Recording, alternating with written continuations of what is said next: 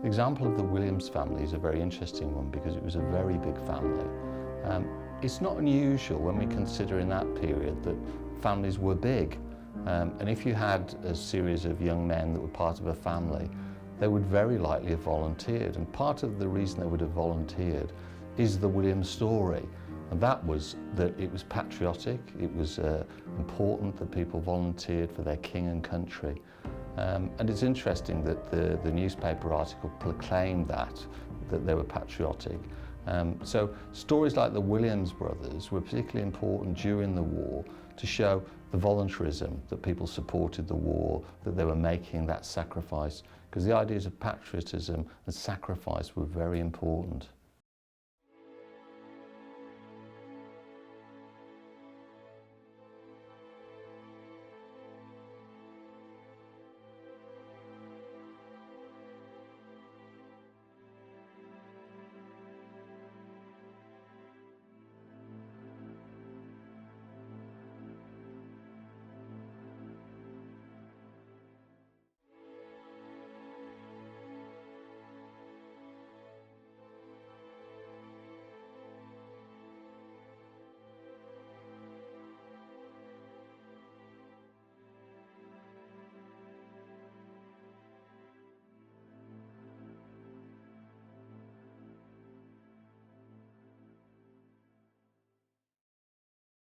Harry, during World War One, I think he was in the Gloucestershire Regiment.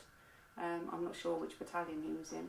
He signed up to go to war before being enlisted, so he was really keen to do his bit for king and country, as they used to say. I think he was 37 when he signed up, so he was really already a family man with children on a second marriage. So to actually decide to go and fight at that time when he didn't have to was quite brave, I think. I know that his eldest brother, so Andrew and Emily's first son, who was a lot older, he was about 44 I think when the war started. He was straight in, he enlisted, again a married man with children. He, at any point during the war, even when enlisting started, he wouldn't have had to have fought. There was no way he'd have been called up. But right at the beginning, he went and decided that he was going to do his bit.